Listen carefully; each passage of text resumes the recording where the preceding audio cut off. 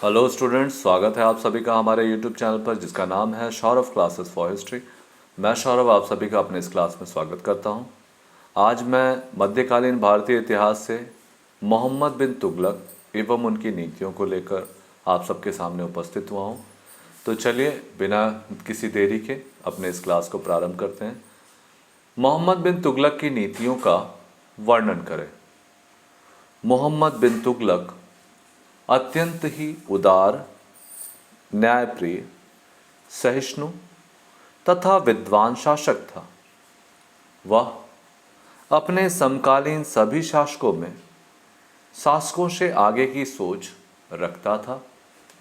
उसने निरंतर साम्राज्य एवं प्रजा के कल्याण के उद्देश्य से अनेक नीतियां अब बनाई, परंतु दुर्भाग्यवश उसकी नीतियां असफल रही।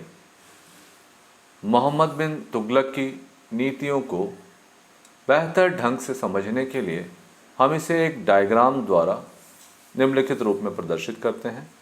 मोहम्मद बिन तुगलक की नीतियों को सबसे पहले देखेंगे राजधानी परिवर्तन। दूसरा जो नीति है वह है सांकेतिक मुद्रा का प्रचलन। तीसरी जो नीति है वह दोआब में कर वृद्धि। चौथा खुरासान आक्रमण। पांचवा कराचिल अभियान। छठा कृषि विभाग की स्थापना। एक एक करके हम इन सभी नीतियों के बारे में जानेंगे। तो मोहम्मद बिन तुगलक की सर्वप्रमुख योजना राजधानी परिवर्तन की योजना थी। उसने देवगिरी, जिसका उस समय नाम बदलकर दौलताबाद रख दिया था, वह दिल्ली सल्तनत के मध्य में था। तुगलक ने मंगोल आक्रमण से रक्षा तथा दिल्ली साम्राज्य की रक्षा को दृष्टिगत रखते हुए 1327 ईस्वी राजधानी के परिवर्तन की घोषणा की।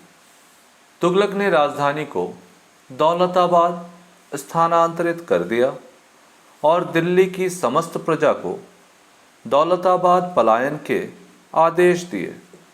उसने इस आदेश को निरंकुशता पूर्वक लागू किया।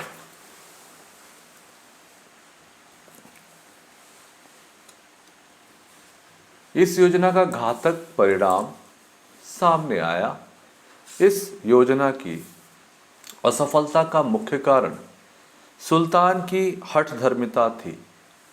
दिल्ली से दौलताबाद जाते समय भयंकर गर्मी के कारण 70% जनता तड़प तड़प कर मर गई।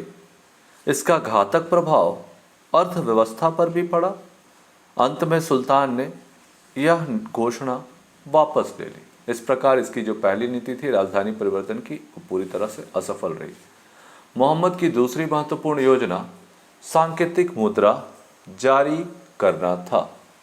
सुल्तान ने चांदी की मुद्रा के स्थान पर तांबे और पीतल के सिक्के जारी किए। उसने घोषणा की कि जो मूल्य 1 टंका चांदी का है, वही मूल्य तांबे और पीतल के सिक्के का भी होगा। लेकिन सुल्तान ने इस पर एकाधिकार स्थापित कर पाने में सफल नहीं हो पाया, जिसके परिणाम स्वरूप लोगों ने घरों में ही इसे बनाना शुरू कर दिया।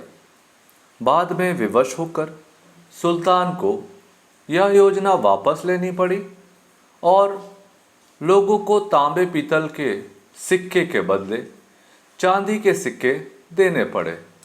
अतः यह योजना भी असफल हो गई।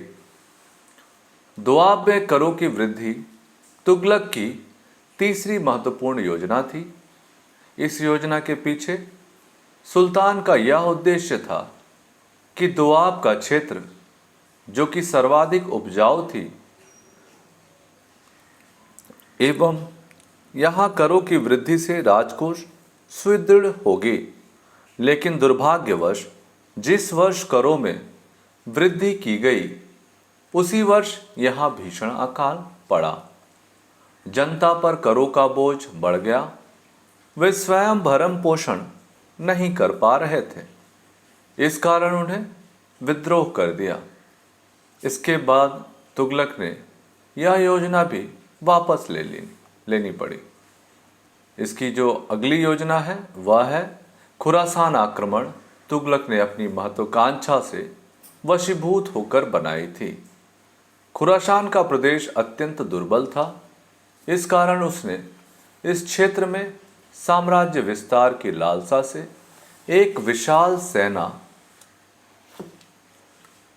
एकत्रित कर उन्हें 1 वर्ष का अग्रिम वेतन दे दिया। खुरासान पर आक्रमण के लिए सेना ने प्रस्थान किया, परंतु वहां धीरे धीरे राजनीतिक अस्थिरता समाप्त होने लगी थी और यह क्षेत्र अब मजबूत बन गया था। तब सुल्तान ने इस योजना का परित्याग कर दिया। मोहम्मद ने दिल्ली से 10 मील की दूरी पर स्थित राज्य कुमायूं की पहाड़ी पर स्थित कराचिल राज्य पर साम्राज्य विस्तार के उद्देश्य से आक्रमण किया। दिल्ली की विशाल सेना ने हिंदुओं के इस गढ़ पर धावा बोला, किंतु पर्वतीय भूमि तथा अत्यधिक वर्षा के कारण उसे भीषण क्षति का सामना करना पड़ा। बाध्य होकर उसे सैनिकों को लौटने का आदेश देना पड़ा। मोहम्मद ने किसी में सुधार के उद्देश्य से दीवाने कोही नामक विभाग की स्थापना की। इस विभाग को राज्य की ओर से आर्थिक सहायता प्रदान की गई। इसका मुख्य उद्देश्य कृषि योग्य भूमि का विचार करना था। इसी उद्देश्य की पूर्ति हेतु 60 वर्ग मील का क्षेत्र का चयन किया गया, जिसमें बारी बारी से फसलों की बुआई हुई। इस योजना पर सुल्तान ने 2 वर्षों में लगभग 70 लाख रुपए का व्यय किया, परंतु यह योजना भी अन्य योजनाओं की तरह विफल रही। इसका मुख्य कारण गलत भूमि का चयन तथा अधिकारियों द्वारा भ्रष्टाचार था। इसका निष्कर्ष देखें। इस प्रकार उपरोक्त नीतियों के अध्ययन से हमें ज्ञात होता है मोहम्मद तुगलक में सभी वांछनीय गुण विद्यमान थे, लेकिन इसके बावजूद उसकी सभी योजनाएं असफल रही। वह असीम महत्वाकांक्षी तथा प्रायोगिक प्रवृत्ति का व्यक्ति था। उसने नई शासन, मुद्रा का वैधानिक परिवर्तन, कृषि में सुधार तथा साम्राज्य विस्तार आदि उद्देश्यों के निमित्त कई योजनाएं बनाई, परंतु वह सभी योजनाएं असफल साबित हुई।